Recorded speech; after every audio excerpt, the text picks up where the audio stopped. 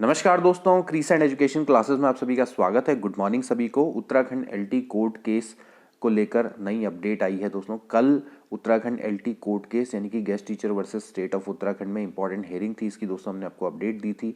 Single bench में भी दोस्तों हियरिंग थी, डबल बेंच में भी हियरिंग थी। दोनों में दोस्तों हियरिंग हुई है कल। और कल की सुनवाई में क्या हुआ, बहुत सारे अभ्यर्थियों के प्रश्न आ रहे थे और आखिरकार कब आएगा कोर्ट का फैसला। तो चलिए आज की वीडियो को शुरू करते हैं। बात करेंगे दोस्तों कल के कोर्ट केस की, जिसमें हेयरिंग थी दोस्तों वो है 1177/2024 से दोस्तों सिंगल बेंच का कोर्ट केस चल रहा है।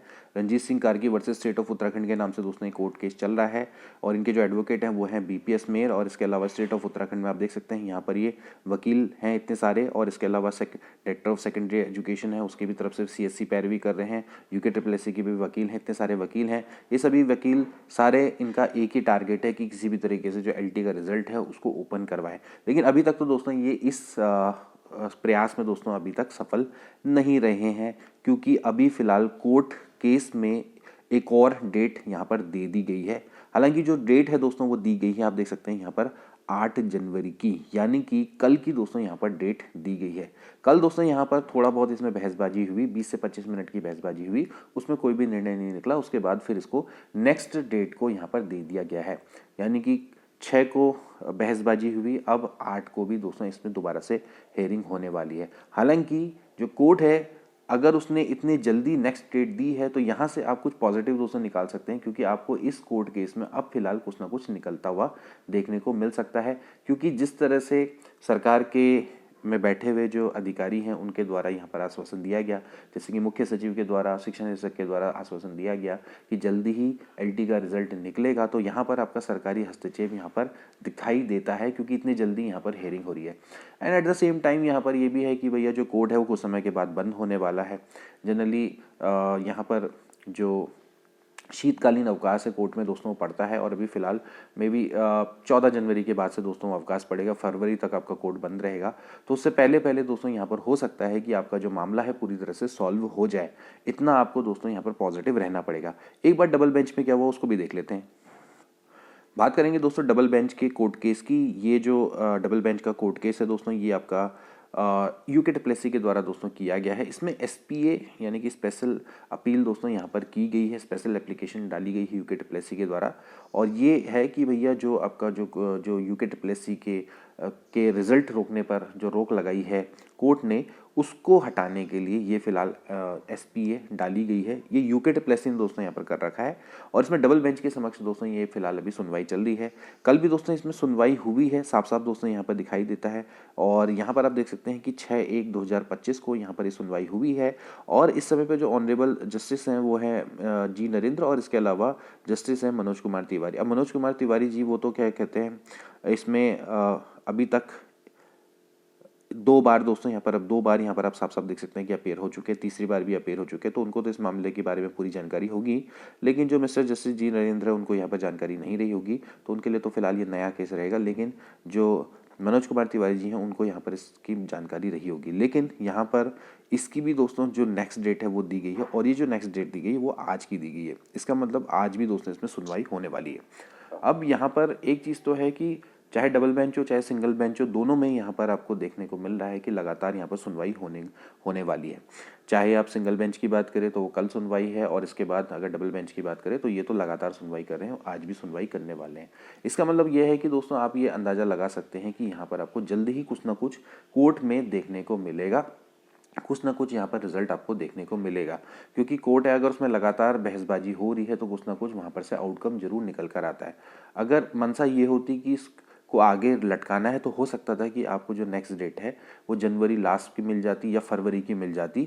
अब यहाँ पर दोस्तों हो सकता है कि आज और कल की हेयरिंग हो, और आज और कल की हेयरिंग में आपको नेक्स्ट डेट देखने को मिल सकती है और वो फाइनल डेट दोस्तों देखने को मिले। इसकी संभावना दोस्तों रहेगी, हम यही कह सकते हैं।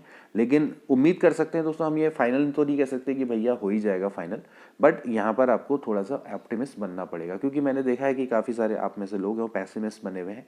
कुछ नहीं होगा, अगले साल आएगा रिजल्ट, अगले साल का मतलब है कि 2026 में, 27 में, 28 में, इस तरह की बातें यहाँ पर कर रहे हैं, बेतुके बेसर पैर की बातें हैं जिसमें कोई भी आपका ना लॉजिक है ना कुछ है। देखिए दोस्तों, जब आप कोर्ट केस करते हैं तो कोर्ट केस में समय लगता है, इतना मैंने आपको पहले ही बताया है। हमारे देश की न्याय व्यवस्था वैसे ही इतनी खराब है, इतने लाखों करोड़ों केस ऐसे ही पेंडिंग नहीं पड़े हुए, तो यहाँ पर समय तो लगता ही लगता है। तो अब इसमें थोड़ा सा धैर्य की आप आवश्यकता तो रहती है। कोर्ट केस ऐसा नहीं कि आपने आज किया और कल को आपको रिजल्ट मिल जाएगा।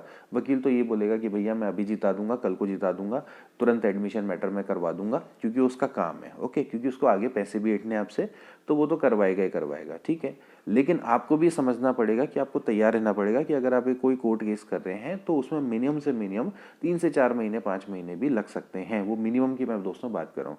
अभी फिलहाल जो एलटी कोर्ट केस की हम बात कर रहे हैं, यहाँ पर भी थोड़ा सा समय यहाँ पर लगने की संभावना रहेगी। लेकिन फिलहाल क्योंकि अभी जब सरकार है उसका हस्तक्षेप यहाँ पर अभी फिलहाल आपको देखने को मिल सकता है, क्योंकि लगातार जो एलटी अभ्यर्थी हैं वो भी लगातार डिमांड कर रहे हैं, धरना प्रदर्शन भी उन्होंने किया है, और इससे सरकार है उसकी कहीं ना कहीं नींद भी खुली है। और सरकार के जब नौकरशाह आके कह रहे हैं कि जल्दी ही आपका रिजल्ट आ सकता है, तो आपको दोस्तों यहाँ पर उम्मीद रखनी चाहिए। अगर आप यहाँ पर भी उम्मीद नहीं रखेंगे तो आप क्या करेंगे बताइए, वो मेरी समझ में नहीं आता है, और उसके बारे में ना ही मैं कोई आपको सजेशन दूंगा।